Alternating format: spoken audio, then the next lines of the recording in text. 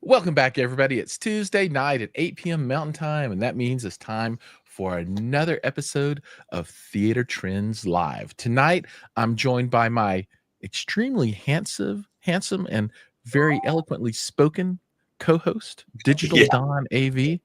Don, it's Yes, so sir. damn good to see you. How are you, sir? You too, man. Doing good, man. Just, we got this big cold front here. It's getting down to like the 50s, man. Have to break out the parkas. Oh man, it was in the single digits, I think, early Yeah. this morning here. So we cold. At least the snow wasn't coming down. It was a pretty day, but man, it was frigid. And then all for the folks joining Hi-Fi Haven, Mel, all you guys, say hi in the notes, in the comments. Come on, let us know Good. who's out there. Good. Howdy. Yeah, I Howdy. love it. I love it when they say howdy. Now, first off, I have to let everybody know that I'm running on half a tank of gas right now. So my enthusiasm is going to be enthusiastic. About half enthusiastic. I don't have the asm right now because I have sacrificed my body, my health for all of you. I took it upon myself to go into the belly of the beast and spend some time at the CES and come back with some nuggets of wisdom that I hope to share with you tonight. And I want to get Don's opinion on these things as we talk through them. So we're gonna talk about that stuff as long as I can survive, and I think I'll be able to make it long enough. So fingers crossed for all that. Oh, we got a few more people. We got Van Gool up in the house, and we got 876 Oprah Winfrey 9, which I don't know why I like that name so much, but 876 Oprah Winfrey 9. it's just so funny. I don't know why. What's up, Kevin? Got the double D. Danny Daniel Deluzio. Deluzio. Man, I hope I don't mess it up. I apologize in advance because I always mess it up. Yeah, I did make it out alive, and the content is slowly going up. But I want to talk about some of the stuff that I saw and get everybody's opinions on things, right? Because, we talk mostly about two-channel hi-fi and all that kind of stuff, right? Oh, Kevin's here with us. Look at that. Boom, Kevin. Yes. Just for Kevin, I hit up our boy over at Stereo Integrity, and I'm all like, what's up with that 24? And he said, I'm getting to it. So one of these days we'll get around to that, but he's been reminded, so he knows that we're all waiting with bated breath on that build. And then I got the thumbs up from Celestian. Is that how you say it? Celestian? Yeah. So they're going to send Wow. over 2 of their new 24s. And Celestian from back in the day? Or is that I think it's still the same. Celestian from back in the day, and they make like guitar amp speakers and just all kinds of stuff, right? They make a bunch of really cheap shit for a long time too. I think they probably still make some. Okay. But and maybe these are going to be not so awesome either. I don't know. We're going to find out. That's the whole point, right? They're all like, build these speakers and please make some videos about them. And I'm all like, you had me at 24, right? So we'll see, right? So I'm always looking for that kind of large form factor, low price product that's going to be obviously not the best, right? So if you compare this to like the Stereo Integrity build, that kind of, it's just, I don't anticipate that it'll be as good because, it's just less motor force and the whole deal, right? It's not as beefy a driver, but I'm very interested to see when you buy a flat pack from Kevin and you build it yourself and you put these drivers in there and you dump 1,000 or 2,000 watts on it, what happens? Right. So that's a little bit of boom. I don't know how low it'll go. We'll find out. But that's everybody I know that has GSG subs loves them. Yeah. I just don't have much experience, almost no experience. But a lot of people I trust are big, huge fans, and they're good people. So not just because they're the best people. Yeah, they're the best people. A2. So look, I like the way he's now telling you how to say his name. Not double A, not AA, A2. All right, I like that. I like the guidance. And thanks, Van Gool. More to come, and I would have another 10 videos out already if I wasn't suffering from this. I run out of gas too fast. But I've got a great Klipsch video, Onkyo video coming out. I got another one from TCL showing all their new stuff coming out, a bunch of stuff. But so let's talk about big themes, right? So CES is a massive show, and it covers just about everything that you could think of, with the exception of high-end 2-channel, right? That is not Not a thing anymore. anymore. Not Yeah, anymore. yeah, it's not a thing. So we're going to talk about all the other stuff, and then like you can see a lot of TVs and those kinds of things, but Sony doesn't release any new TVs at CES, right? Ship And October next year. and nor did Samsung. But two companies did release new things that I think are pretty important to the market as far as TVs go. So, and these are the upstarts, Hisense and TCL. So TCL, their big story was their 2025 QM6 TV. So it's one of their more entry level TVs, but they're taking their higher end technology from 2024 and pulling it down into their entry level model and pricing it still as an entry level model. So I don't know what that number is going to be like. You know, they said, oh, it'll be a low price. Okay, what does that mean? But you know, that's pretty cool if you can get the equivalent of their QM8 in the new QM6 for the QM6 price. Then you know maybe you're doing a 98-inch TV that's pretty awesome for less than $2,000, right? That's cool. So there's that one, and then you've got Hisense, and they're doing two things. They're doing in single panels, they're doing their RGB mini LED in the 116-inch form factor, which was beautiful. But the more important thing is their 108, 132, and 163 or so. I forget the exact numbers. It was 108, 130 something, 160 something micro LED. And micro LED is the same thing as LED wall chip on board DV LED. But they're going to be able to sell that hopefully at a good price. Nobody's telling prices, right? So we'll see. Maybe it'll be so expensive that it becomes irrelevant. But for me, the big thing is this is a mainstream company that's known to target the more entry level TV market, right? So they're not just super expensive, $20,000 LG for a 98-inch OLED. They usually have pretty reasonable prices, but they're like, we're all in with this technology. So I'm very curious to see what that's going to come out as. So anyway, those are the TV things. Any thoughts on that stuff, Don? Do you think that's going to make any kind of splash, or do you think it's just direct view LEDs? I've said that for years and gotten quite a bit of pushback on that, from projector people. Not saying projectors. I love projectors. I make a living many times with projectors. It's just, you just can't compare the picture. I don't care. You can cry and get mad and beat the drum all you want. I mean, if you took 100 people and sat them in front of a projector in an equally the screen, same size screen, whatnot, 99 people are going to pick their star. I've done this 30 years, dude. I deal with people all the time. I love projectors, but that most people are going to pick the direct view LED. Right on. That makes a lot of sense to me. So here's a good conversation that I was having with Mr. Double D here. So he was asking about my thoughts between the TCL QM7, QM8, and the Hisense U8N, I think it was, and which one to get. And this is going to go into a room that's got a lot of windows, big windows, right? So I've got the QM7, the TCL, in my basement, and it's great down there, but there are no windows. But that TV is like a mirror. If you have like bright lights in there, it's not. Yeah, it's kind of tough. And so the QM8 has a much better time of dealing with reflections and lights and that kind of stuff. And I don't know. I really like the Hisense U8N. I think it's got a beautiful picture. I got a 65 in that television, and it's gorgeous, right? And that's the one that they display in Best Buy too. So I think in Best Buy, most Best Buys, they only have like one Hisense on display, and it's that TV because it's obviously their best. That's not the 110 inch or the new 116.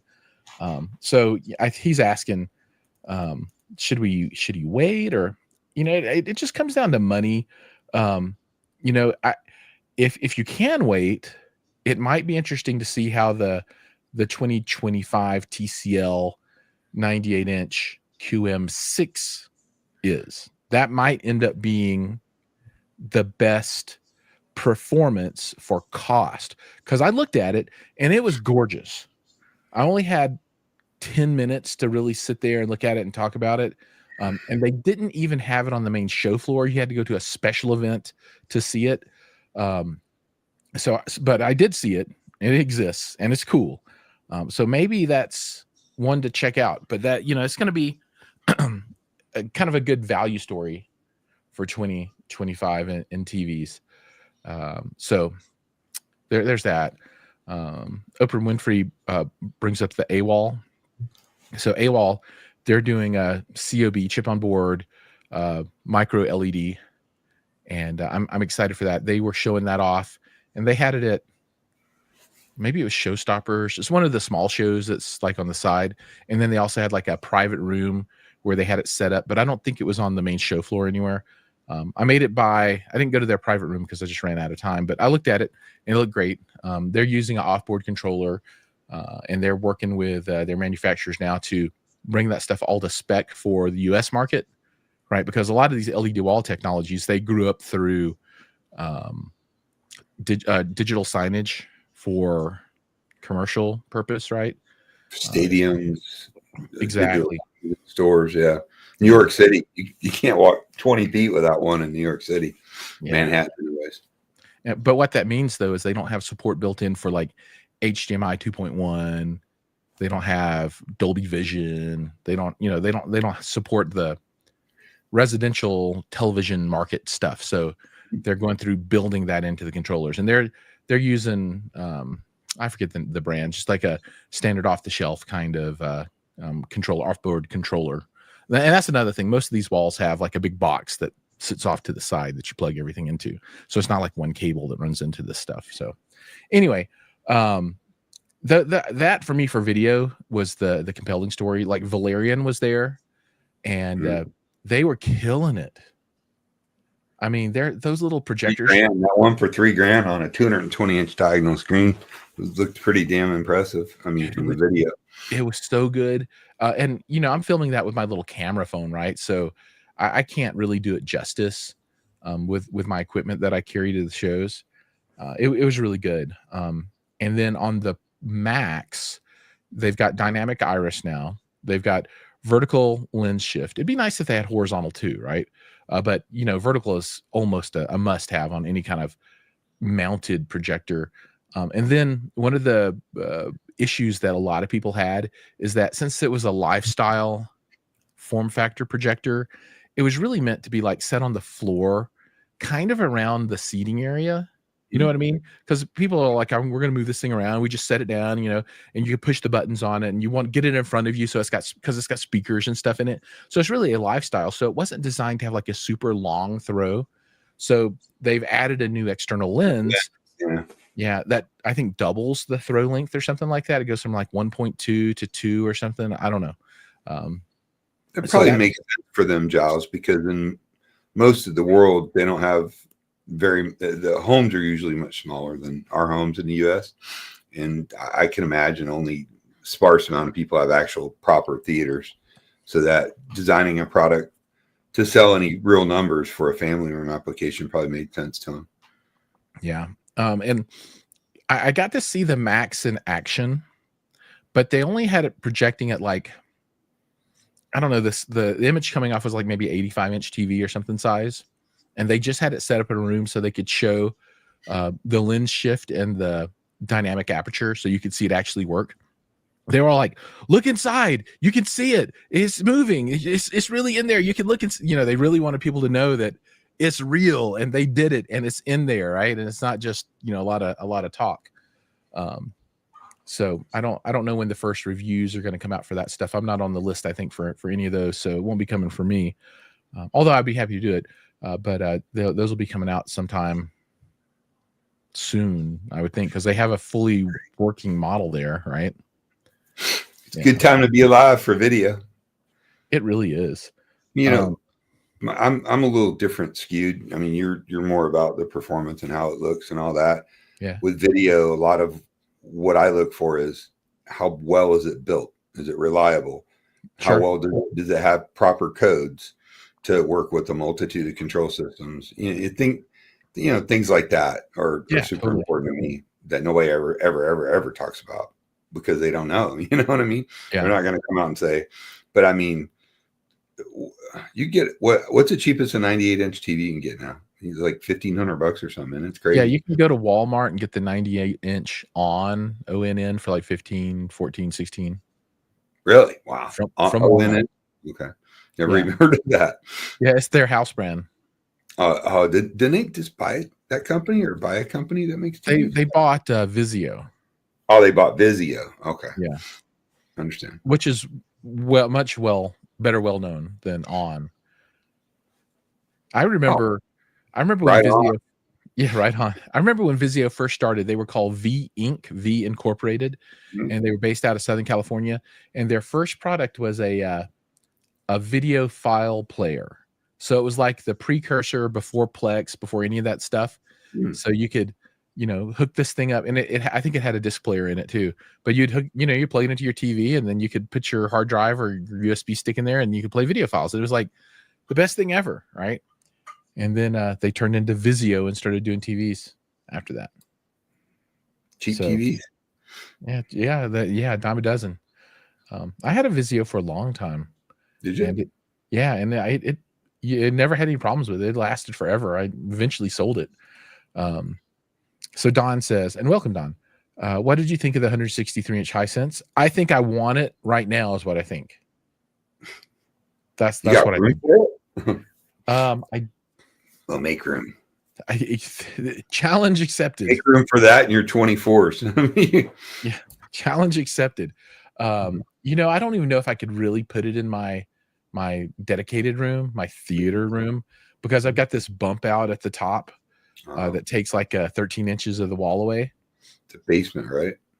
Yeah, that's in the basement. But I could probably put it in my living room.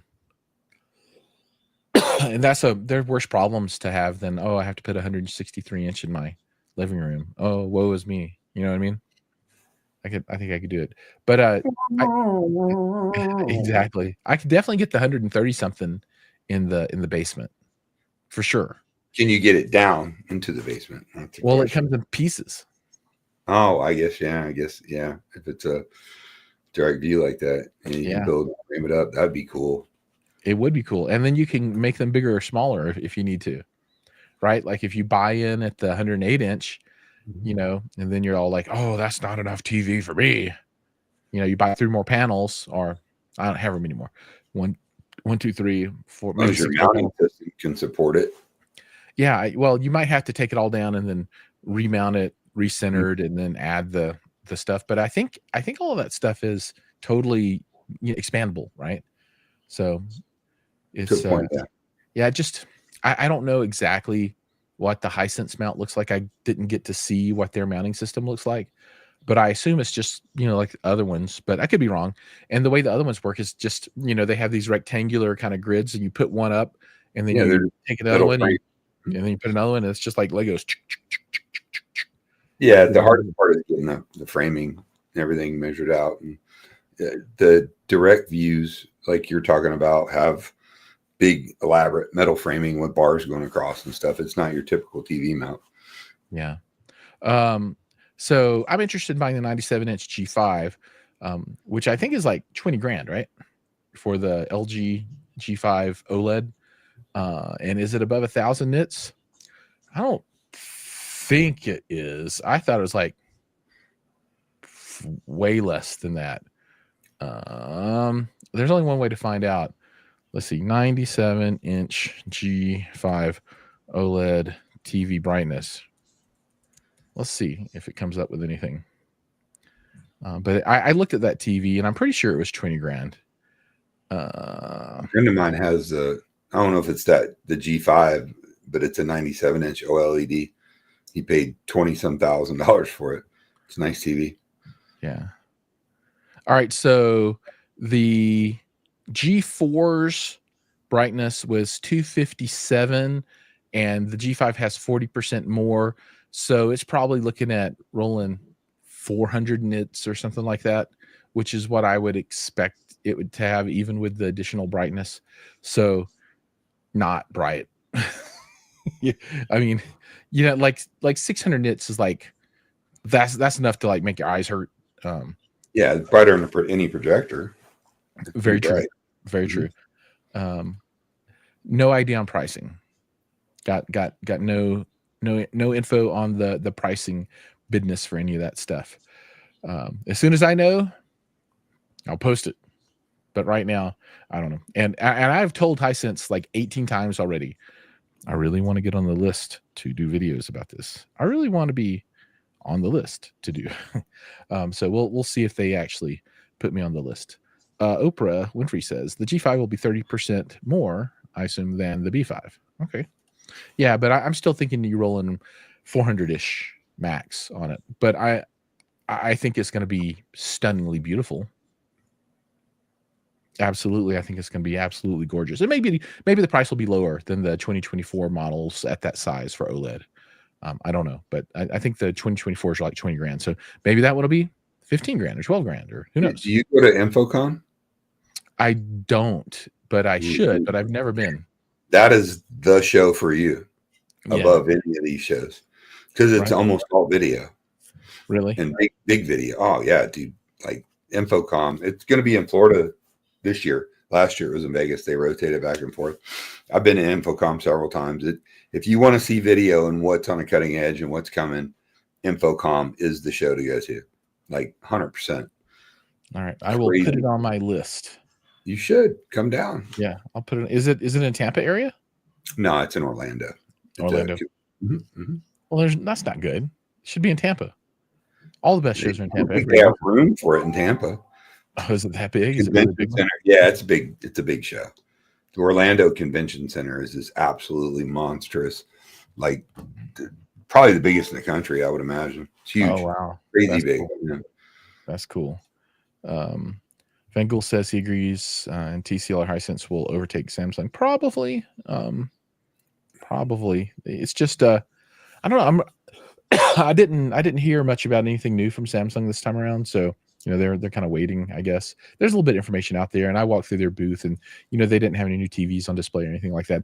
They did have the new Q990F soundbar, which hopefully I can get to do a review on that one, and it should be fine. But let's talk about soundbars for a minute. Don's favorite topic, his most loved. So there was one soundbar that I think, while you might not actively like it, but you might say, it's all right. So I've heard some good soundbars, great ones. There's a company called Canvas, Canvas, and they're making a 2-channel higher end audio soundbar. And I got to listen to it, and I thought it sounded pretty darn good, particularly for a soundbar. It's not doing center channel, and it doesn't have surrounds, and it doesn't have external subwoofer. All it is just a big bar. I mean, it's tall, right? And it's got like a tweeter and maybe 6.5 or 7 or 8 or something like that, and then big ass passive radiator. And it sounded good. It sounded pretty awesome. We've got Typhoon in the house. Typhoon, he works in the LED wall space with a Chinese-Japanese cooperation company. He knows all the stuff about all the stuff. But that Canvas soundbar sounded pretty good. And Dyne Audio was there with their new soundbar, their prototype. Seen that one, yeah. And it's cool. It's got these louvers that open. Yeah. And when really expensive. Oh, gosh. And it's got this cool DSP thing. So you sit down with your phone and you can pick different positions around the room. And when you pick a position, then it'll DSP everything just for that one spot. And it can give you kind of a cool around your head kind of sound thing. It doesn't work for any other position in the room, just that one spot. and it's more of a gimmick, I think, than anything else, but it is kind of cool, right? And the louvers are really awesome because they, depending on the configuration of the soundbar that you're listening to, whether it's all the surround or just stereo or whatever, if they have the center on or off, it opens up the louvers for the speakers. And then like when you turn it on, they go. So I've got a video of all that, and I'm gonna. How they go? How they go? Okay. That's the exact sound. They recorded my voice and have embedded that into the speaker. Okay. So that's cool. So, but I thought that one was nice, and they're going to start out with just the sound bar, and then they're going to expand that with external subs, I'm not sure, and surround speakers and all that stuff. And I think they're doing bouncy speakers in it right now too. And then the last one that comes to mind is the new Nakamichi Soundwave. So it's a much lower price point, which you'll be happier about, right? And because it's not $6,000 or $8,000 to get into a soundbar, which so big ask, right?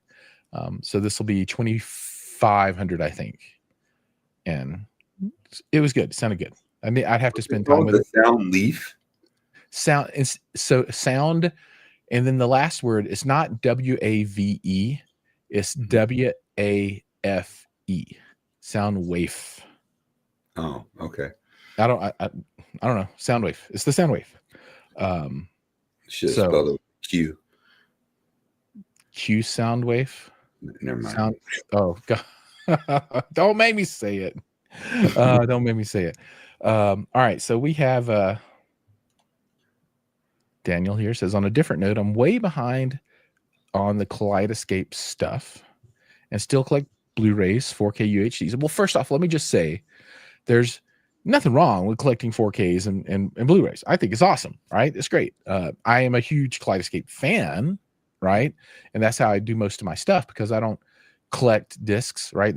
I collect D&D stuff. That's my collection. Books. I just got 150 Dragon magazines. 150? Yeah, there's like 400 or something in like the full set. Wow. But I picked up 150 of them, and I've just been having so much fun looking through them. Oh my God. Oh, I bet. Taking you back. I had some of them back in the day, and I'm all like, oh, this one, I had this one back in the day. Okay. Could you explain what I might be missing? I think you have one right. Yes, I have one. So what are you missing? So, the first question is, what's the sound or the video and sound quality difference between 4K disc and Kaleidoscape? In reality, where the rubber meets the road, I don't think anybody will ever see or hear a difference, right? They are basically the same, right? With a Kaleidoscape, you never have to go to a store to buy anything, and you don't have to store anything. And nobody goes to a store and buys anything, dude. Come on. You don't have to go to Amazon. Well, there you go. I guess you just have to go. Either way, you had to go online somewhere to buy it, right? Because in Kaleidoscape, you go in their app, and then for a disc, you go to Amazon, order it, and then it arrives, right? The difference is the media, right? Disc is on disc. Kaleidoscape, everything's inside on the hard drive, right? You just download it and it goes into your system. Kaleidoscape, I like because it's easy to deal with, and I don't have to store physical media. And that's the difference. And the question is it worth it to you or not, right? I mean, I have an Oppo and a few HD discs. I just can't see myself dropping a ton of coin on them. I got a few for demos, but I mean, I never go get a movie, open my player, put it in. I mean, if I'm doing demos, I do, but streaming is just where it's at, but whatever floats your boat. I mean, I had 2,000 plus DVDs at some point. I still got tons of them in many different crevices around here. You know what I mean? Yeah, I most of the stuff I watch nowadays is streaming too, because I'm a big TV watcher, right? I love TV shows. I like multi-episode storytelling, and I've come to terms with the new 8 to 10 episode seasons that they have now, which was kind of hard for me to get on board with. I hate it. It's supposed to be 26. It is Star Trek. Absolutely. Set the precedent. Absolutely. Supposed to be 26. But I'm okay. It's just it goes so fast, right? So I don't. Yeah, I haven't bought a movie on disc in a very long time, and I have a bunch of stuff on Kaleidoscape, a ton. And every new movie that I buy is on Kaleidoscape just because I don't want to store the discs. I got another one for your list. American Primeval on Oh, Netflix. I want to see that. Yeah, it's on my list already too. It looks good. Not a kids show. Yeah, Just sure. so you know. I'm with you. Can you purchase movies from them? Do you own them, or is it a rental? So you have to purchase movies from them. There's no other way to get movies for Kaleidoscape except from. You can rent movies from Kaleidoscape. No, I mean you can't go to Walmart and buy a movie for your Kaleidoscape. No, but you can rent movies from Kaleidoscape. Yeah, you can rent them, and you can also own them. And when you buy a movie, it has what I call unlimited lifetime cloud storage for that movie. As long as they're in business, you know. Yeah, I was gonna say well, they've been around a long time now. Yeah, I don't Kaleidoscape stuff in like 2002. Yeah, I don't see them going anywhere. And what I mean by that is, so this is not like Plex or Zapedi or Zadoo or Arvolution or Dune or any of those. With those, you have to have a file, and you have to keep a file, and you have to have a lot of storage to put this file on. With Kaleidoscape, when you want to watch the movie, you have to download it into your system. But after that, you just delete it if you want to. And if you want to watch it again later, you can download it again, right? It's always available. And it's the full quality version, right? So there's nothing. Well, you can get that new player, he stores a couple movies, watch one, delete it, and you can go back, and the download is really quick, even with medium quality internet. I mean, it's pretty good. Yep, I agree. The Strato V is their new one, and it only holds like 10 movies at a time. So there are two things here, right? So one is, they wanted a lower cost player to help people get into the ecosystem, right? Because once they get folks, they got them, right? So they know what they're doing. But if you wanted to, you can literally just buy that and be done, right? Just buy your movies and download the ones you want to watch, right? As long as you don't want to have a lot sitting around to watch on demand immediately, and you can kind of pre-plan your viewing. Or if you have 20 minutes before the movie you want to start it, you can download it, right? So, like you said, it's fast. But you could literally do that and just never buy anything else from them. If you're a movie aficionado, you like movies. I've never installed one of those in somebody's house, and they're going, I don't really like that thing. Now, there are people that get theaters that never use them because they're rich and they just, have 14 cars they drive to. Same kind of deal. But if you really enjoy it and love it, everybody really loves the product as long as it's working. You know what I mean? It's good. It's a good deal. So he says, I thought the idea was to take your disc and copy it for a 1-for-1 version, and it stores it on your device. See, yeah, no, that's like Plex or Zapedi or Arvolution. This is a completely diskless scenario, right? There are no discs. You never touch a disc. All you do is buy the movie, and then it downloads into the system. So very cool. Can you answer a question? Snow. Oh yeah, I wanted to go to this one. Yeah. Really, as long as your LCRs are, tamper matched or within the same brand, the same level, your surrounds and your in ceilings, you can get away with something comparable. I mean, I'm not saying doing horn loaded here than doing, conventional speakers with tweeters here, but for instance, I had somebody recently that had the MoFi. They had 3 of them across the front. They wanted to do a multi-channel setup. Obviously, they don't make product. They needed architectural. So I recommended Kef. I mean, if you like that point source sound, I mean, a little bit different tonally, but on a surround sound, you're just not going to notice it. I'll argue that to death with anybody because I've done it 100 times. You know what I mean? Like it, not obviously it's ideal if you can have all the same brand and the same models and with design to work with each other, but it's not. As long as your front stage is close or the same, I think you can get away with it pretty comfortably. Yeah, right now I'm doing all of my surrounds and heights and everything. They're all soft dome or hard dome. I guess they're made out of what's that really hard metal? Titanium, beryllium. So they're all beryllium. Yeah, and then the LCR is all ribbon. So, and it's great. Optimus Vader, what's up? Let's Seen that dude forever. He's cool. He's good people.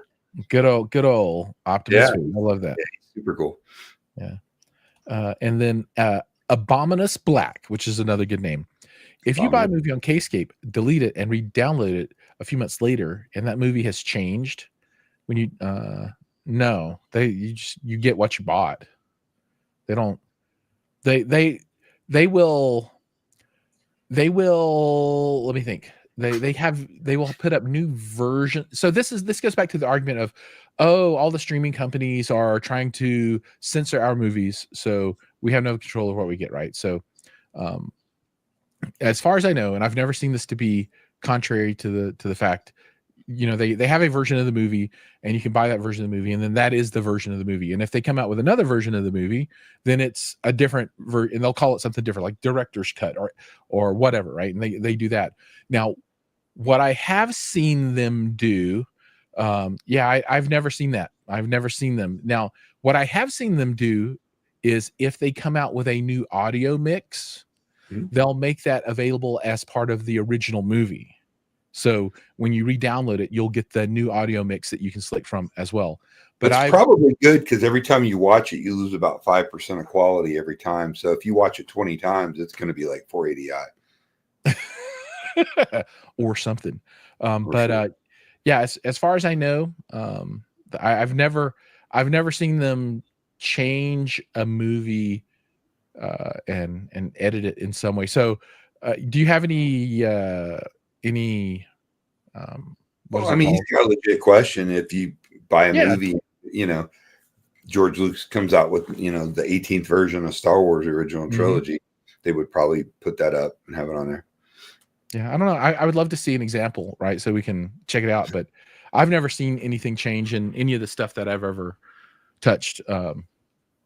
Or I've never heard of anyone ever, as they've talked about Kaleidoscape, have an example of that either. I suppose anything's possible though, right?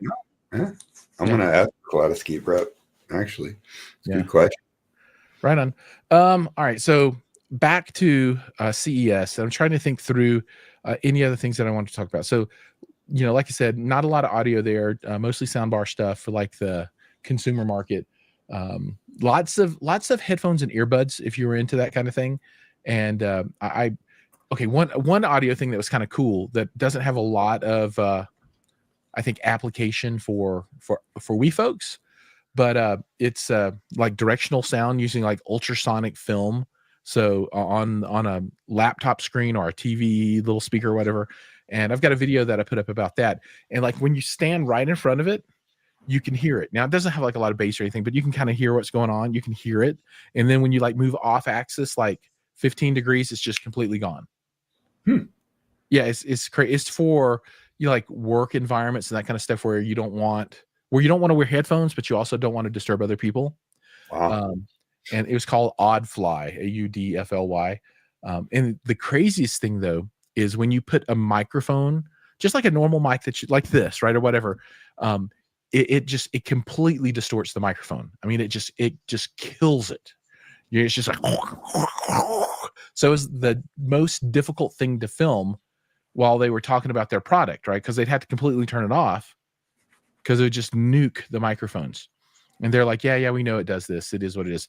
So I guess if you're going to try and have a video conference using that, it might not be the best technology. Wow. I didn't ask him about that, but I just thought about it. That was kind of a cool one. John Deere was there with a huge apparatus. It was John Deere. The tractor company. Yeah, it was like room size tractor thing with these arms. It was massive. Well, like what?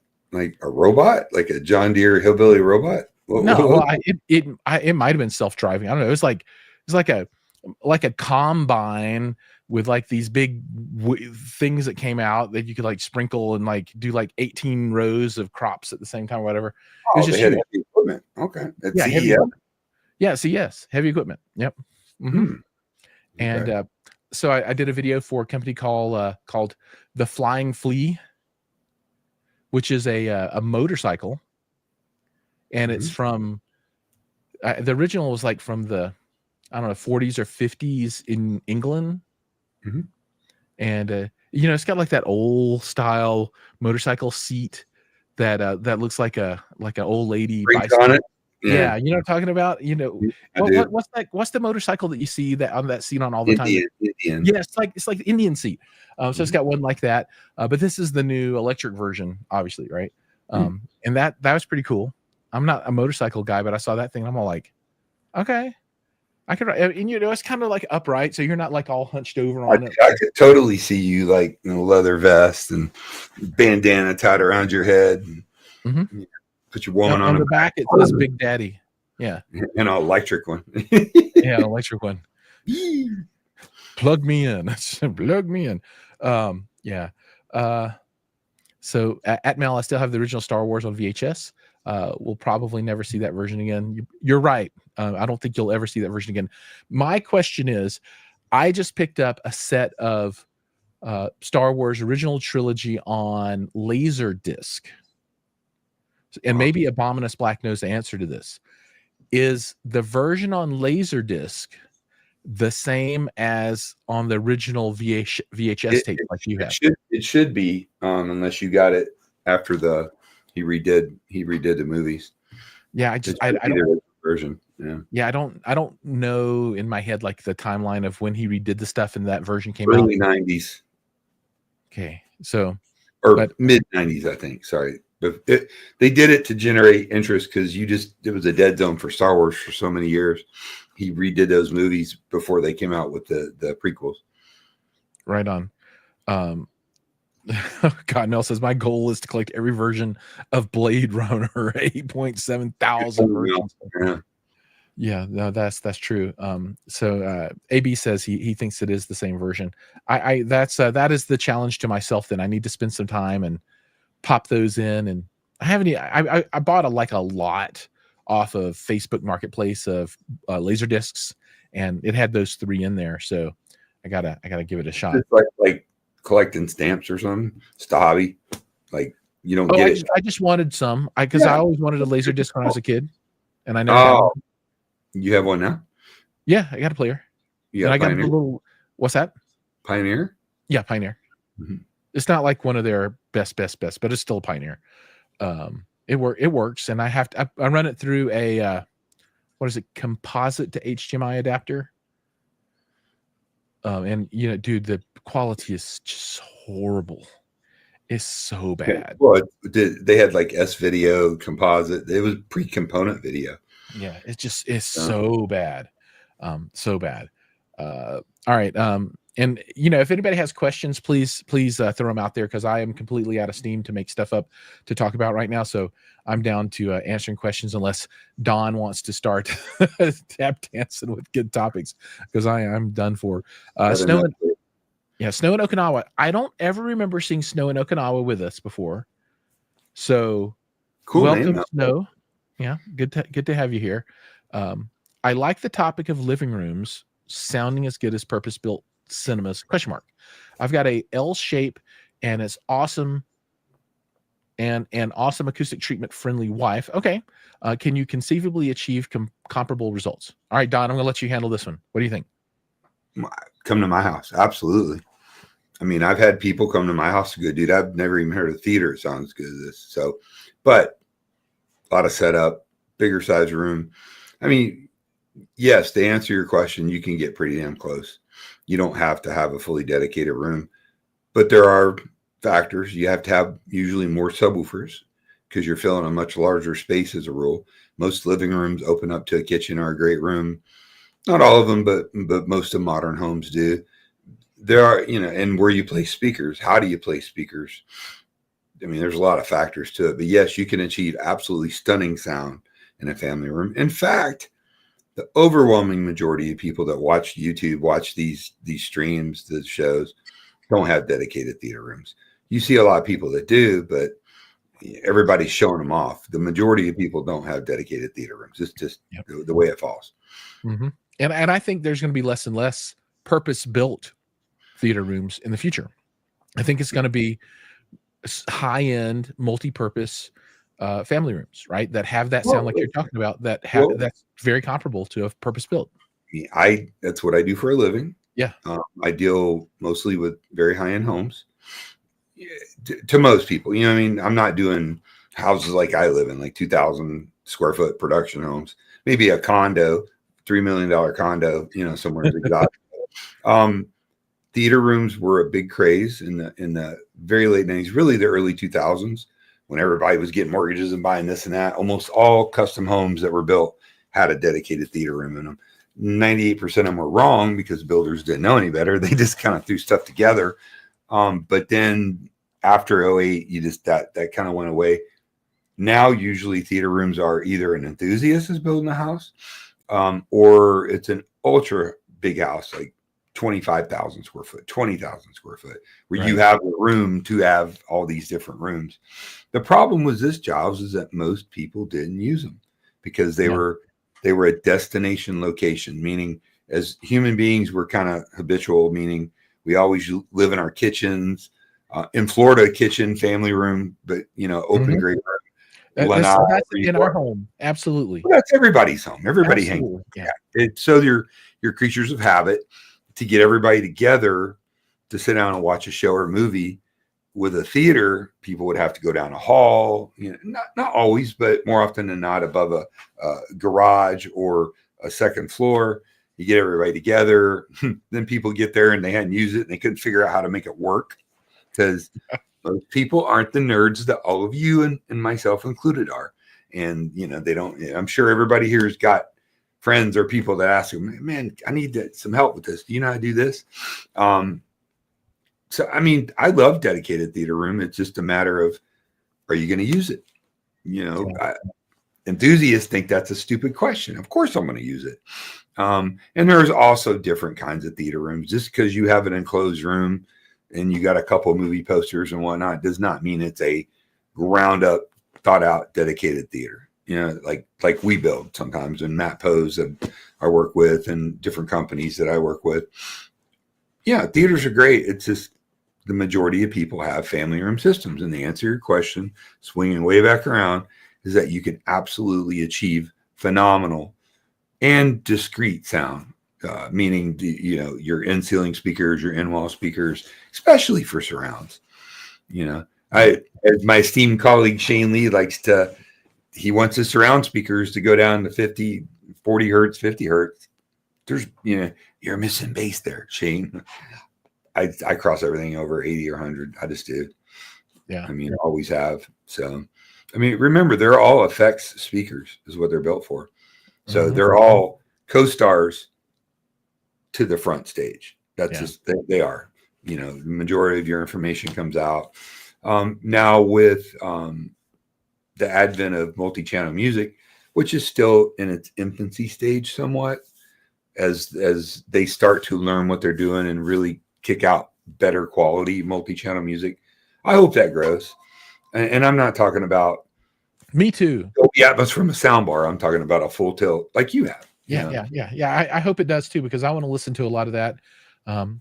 I wish there was some way to go back in time and record the Beastie Boys in full Dolby surround sound when they were at their pinnacle before MC, whichever of the ones died. Because they won't do any more shows now. Was it? Oh, you mean the member? Yeah. Well, the Beastie Boys. They were a team. They made their money. They did their thing. I mean, they were. Who didn't get, their debut album? I think it was '86 when it came out. And that was great, man. Everybody listened to it. I love their work. I have one piece of vinyl, and it's their debut album. I mean, you don't listen to a ton of music. You do listen to some music, but have you noticed how more modern songs just sound a lot better, even when they take a classic album and it's just the technology so much better. Yeah, they're getting better at it. I mean, you're starting to see more products in that space, the recording industry, more products and more setups, and speaker companies developing full suite of speakers and setup to do the multi-channel. And just like anything, it's going to get better and better as you go along. So from that standpoint, having a multi-channel system is great. It really is. And yeah, nobody's more diehard 2-channel guy. I mean, you know that. I mean, I listen to probably 70-30 music over video. I mean, I love movies and all that. That's why I don't get quite as excited about video as you do. I know that's your thing, and I love it. It's super cool. To me, I just want it big and clear and get out of the way of my music. You know what I mean? I hear But you. no, it's cool. I love great video. No tons about it. I just, I'm an audio dude, man. Yeah, I hear you. All right. So Kevin says, any estimates as to when modular 100-inch plus TVs may become a reality for consumers? I think so. They're a reality now, but they're expensive. So maybe the question is, when are they going to become affordable? And maybe this year. I don't know. Once we see what the pricing is from Hisense, then we'll know, right? You can go right now, and a number of companies will come sell you one. They'll install, do everything. You can go to AWOL and you can get it. You can go to Just Video Walls. You can get it. So there's a lot that are out there already. Although I don't know that there's really any reason to buy a 100-inch multi-panel TV, because you just I would. Just buy a 100-inch regular TV, right? Yeah, it's gonna be stunningly beautiful. Even 115, right? 120 up. So I think really 130 is where things are going to kick off for the DV LED or micro LED, as they're calling it now. That's going to be the sweet spot for getting started. And that is the model that is going to be available from Hisense to the United States. So they showed off a 108, a 130 something, and a 160 something, but they're not bringing the 160 or the 108 to the US market this year. Only the 136 or whatever it is. So other things people don't talk about is those modular LEDs like that break a lot. Do they really? I don't know. Absolutely. Well, you have to, when you buy them, you always buy extra panels. I think some of them probably even come with them to replace it. They use a lot of power. That is getting better. And we talked at length about that. And as technology progresses, and if I could have a 130-inch one-piece TV or 130-inch one of those, I'd do the 130-inch one-piece TV. The problem is you can't get them in a house. Yeah. It's going to be cool, but I think we're going to see something even newer come about here very soon. They're going to perfect that modular TV, the direct view. But they're probably going to come up with something foldable, like legit, not the one that rise up, like was it AWOL that builds those things that come up? The ultra short throw projector that comes off the board. Yeah, you're gonna see. Yeah, there's gonna be some kind of major development in video. I think. I mean, they're working real hard at it. So who knows? I mean, I would. I'm old, so I was the first kid on my block to have an actual plasma TV. In 2002, I bought a ViewSonic. Nice. ED TV. It wasn't even an HD TV. 42-inch, weighed about 100 and some pounds, and my cost on it was $3,700 back then. Ooh. But I had the flat screen TV. If you'd have told me then, that you could buy a 98-inch TV that thick to hang on your wall, that probably weighed no more than that 42-inch or close to it. I mean, it's amazing. It's a great time to be in this, from audio, video, the whole experience, control.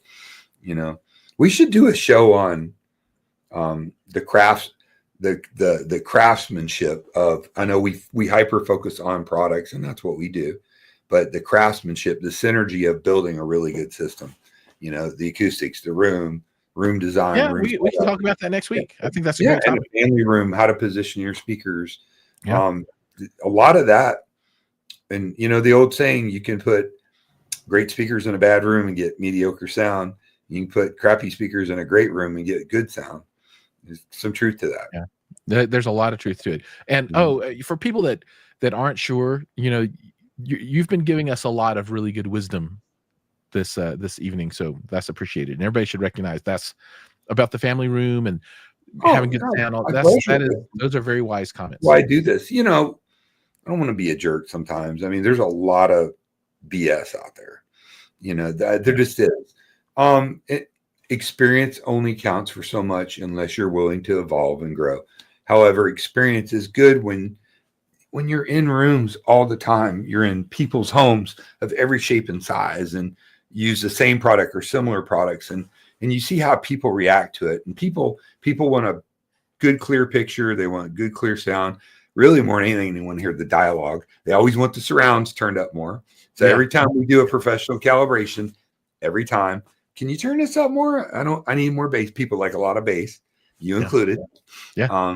But it's a synergy. We should talk about that, like lighting. How do you deal with acoustics in a family room where you can't do full tilt acoustic? There's a lot of solutions now for that. And again, architectural products. A lot of people poo-poo on architectural products, old wives' tales, still some hang up because they hear cheap speakers at Walmart or whatever. There are some very, very, very good architectural products that give you some solutions. So you can walk into, and most people, not my house, you come into my house, you feel like you're at the stereo store, but I'm an empty nester, I live with my girlfriend, she's super cool. I could do that now. But you got a family and a spouse that doesn't want to see that. There's a lot of great options to bring great sound into these spaces. So right on. All right, I'm going to run through these last few questions real fast here at the end. Were there any Dolby setups or news at CS? No. There's not a single theater setup, full blown kind of thing that I saw there. Can you tell me why I have some? Can you tell me why I have some higher end, smaller subs that fill my room immediately, even at small volumes, but I have large subs that sound good but don't fill the room the same way? I don't know. Calibration.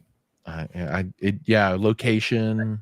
Yeah, volume. I mean, what kind of amp? I mean, and I understand what you're saying. I do, but that's an open-ended question to a point. There's a lot of factors that would go into that. Like in my main listing room, I have 4 18s, really, really good 18s with a lot of power to them. They sound great at low volume too. So I don't think it's necessarily a size thing, maybe having enough power. What subs are they? Like what brand? What size? That might be. Drop that in the comments and we can pick it back up if we see it before we close out. MCA was the one that passed. Thank you for that. Yeah, he was, man, that was a shame. Cancer, wasn't it? Yeah, it was cancer. Yeah. Fuck cancer. Sorry. Damn cancer. I mean, it's just the worst. I'm sorry. It's the worst. It's demonetized you. Sorry. It's okay. Are they still doing that? My 20 cents off this stream. Oh yeah. Hey, go ahead. Gene was making a comment. Somebody was like, "Oh, you're a show." Blah blah blah. He's like, "Yeah, on this stream, I'm bringing up a subject that only a limited amount of people are gonna see." But once I get my money from YouTube, I'll be able to take my family, well, at least one family member, to McDonald's. At least one, the lucky one. SIO says, "Great to meet you, Jiles. Great to meet you, Don. Thanks for the feedback, Nicholas. Nice to have you on the show, Nicholas. Always. I like showing up now. With my girlfriend's Japanese, I love everything. I love everything about Japan. Really, I would love to visit. I've never been. Me too. I want to go to one of those little sushi places that only like 5 people can fit in. Oh, there's a bunch of, what's that restaurant where they have like the conveyor belt of sushi? They have one in Tampa now. And we, at the audio show last year, we took Anka from Via Blue Cables and we ate there, and my girlfriend. It was actually pretty cool. I am going to do some videos on that. I'm gonna shoot a video on sushi. Sushi, yeah. It's a very fishy video, but no, on family room setup. Oh, go! That's all, dude. I want to watch it. I want to watch it. Cool. Because they're all different. A lot of fireplaces. And they always stick the fireplace in the centerpiece of the room. And it's funny in Florida, you see so many fireplaces. I guess you're going to turn it on all the time, right? Yeah. You turn on your heater, it's like you think there's a fire because you never run. All the dust is burning off. It's been chilly here, though. I mean, it can get down to like 38, 39 some nights. So cold. Oh, my gosh. I don't know what to think with that. Dude, I'm going to tell you this, and I'm going to go on record. And anybody here is from Florida or lives in Florida, 50 degrees in Florida is like 30 degrees anyplace else. I don't know what it is, the moisture, the wind, like it's cold. Maybe you're not used to it. They used to say, "Oh, your blood thickens and thins where you live." I'm like, no. So it does. No, I looked it up. It's the little capillaries and stuff. When you're in colder climates, they recess.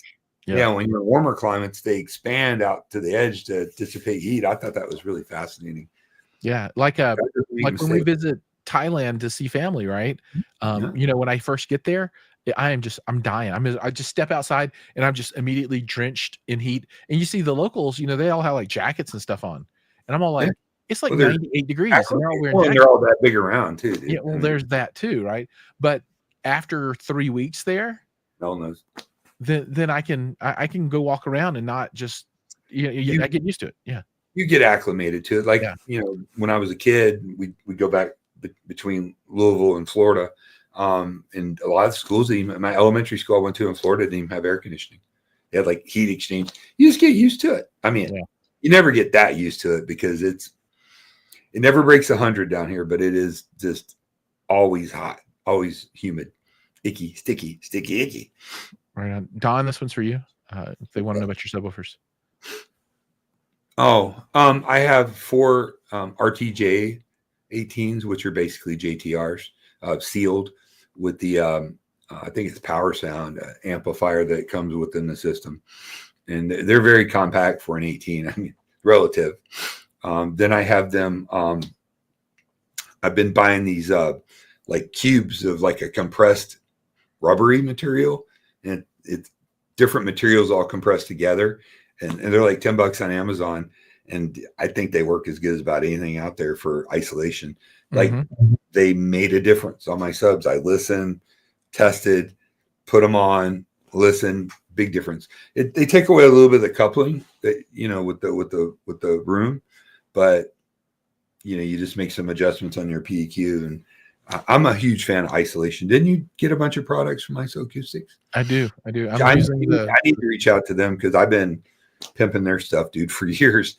Their speaker stands, the center channel speaker stand, the ISO Acoustics makes. You talk about family rooms, absolute must. Here, quick tip. I know you don't feel good, Jiles, but if you have a cabinet and you have a TV above it or a projector, and you put your horizontal center channel on the cabinet, put some kind of isolation on it, and then bring it all the way to the front. Yep, I see all these like killer systems, like people like Sonos Faber and all that.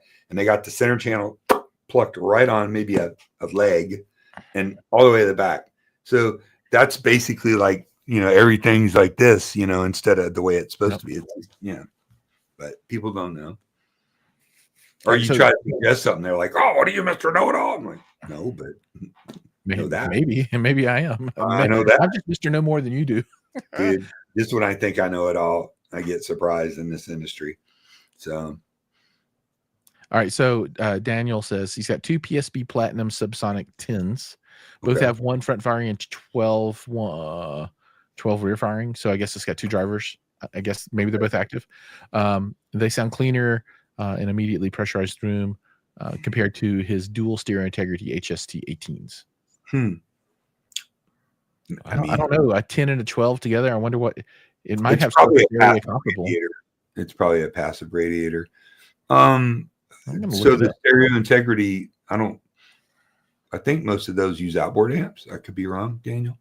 I don't know. It could be where they're at in the room. Are they in a corner?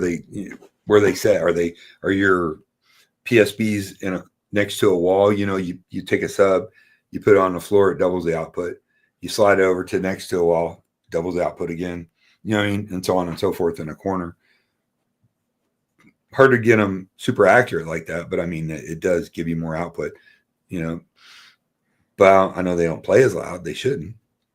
Oh, they get put in the same spot in the room. Oh, you like move them out, move them in. Hard to say, man. Do you recalibrate every time you do it? Like, or do you have preset up calibrated presets like on your pre-pro or receiver? Can you have like I forget what Yamaha has it where you can do like a YPOW or whatever, which I recommend you don't use, and then you can do a second setup on that too with the 12s. No. Okay.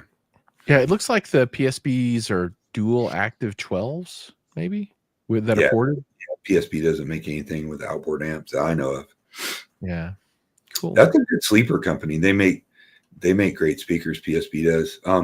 Jiles, how you like those RBHs? Have you got a chance to listen to them yet? Oh yeah, I've listened to. I gotta actually just make the video now. I love them. They're absolutely outstanding. They're super good. Yeah, lots of output. Huh? Yeah, I would be happy to run them every day of the week. I mean, they're as good as anything else I've ever heard. We just did a stream with a friend of mine who's and last week one of the best installers in the planet. I've never met anybody better. And he's in, and Shane, he's always poking the bear, dude. Between what's better, JTR or RBH, which they're both great. But again, we talk about RBH and people are like, oh, we never heard of RBH. They've been around since the 70s. They OEM for other people. But have you ever been around a more passionate group of people? Giles, no, they're awesome. I mean, people can go watch my video, the factory tour. I mean, those guys are awesome. Yeah, the people were commenting. I saw that they're like, "Oh, that thing looks ancient," and I'm like, "So, it's a factory." Yeah, it's literally what it is. It's they build it right there. They got all the stuff. They got the CNC machines. They got a paint booth. They got a finish room. They got the whole deal. It's great. Well, they're with a bunch of new designs. I can't talk about it. I wouldn't talk about it, but they're working on some cabinetry designs that look a little more contemporary. I think that might give them a little more traction. Because look, the reality is, dude, a lot of people buy speakers because they look cool. Yeah, they say they don't, but they do. There's nothing wrong with cool looking speakers. I like them too. Yeah. Well, I mean, they're sitting in your room. Obviously, they're like a piece of furniture. Yeah. Literally. Yeah. Literally. All right. That is it for me in questions. I'm shutting that down, and I think that's it for me. Don, any closing thoughts of wisdom for the guests here with us tonight? Don't eat yellow snow. Don't pee on an electric fence. Excellent comments altogether. Look both ways for you cross road. Now, yeah, we could do that, Giles, next week. Put a little something together, to help people out, working on, especially subwoofer placement. That's probably the hardest thing is where do you put your subwoofers in a family room? Yeah. I agree. Now I think that'll be a great topic. So everybody out there, make sure to make it back next week, and come with your questions about family room setup, media room setup, just non-dedicated theater spaces, right? Or problems you're having, like, Daniel was nice enough to share with us tonight. I mean, we could probably figure it out. It's probably settings is what I would imagine. I mean, just it's like you put 36-inch tires and then you put 24-inch tires on a car. It's going to be faster over the road. But you go off. Maybe that's a bad analogy, but there's probably factors to it because those subs you have, from what I've been told, are excellent subs. 18s. They are excellent subs. Yeah. Mm-hmm. Cool. All right. Well, I don't have any additional wisdom to add, but I do want to thank everybody for joining and being part of the family tonight. And Don, thank you so much for spending your time with me. I really appreciate your wisdom and your thoughts, and you're just a cool dude. Love to hang out with you. So thank you so much for joining. And with that, we're out. See you guys in the next one. Be good.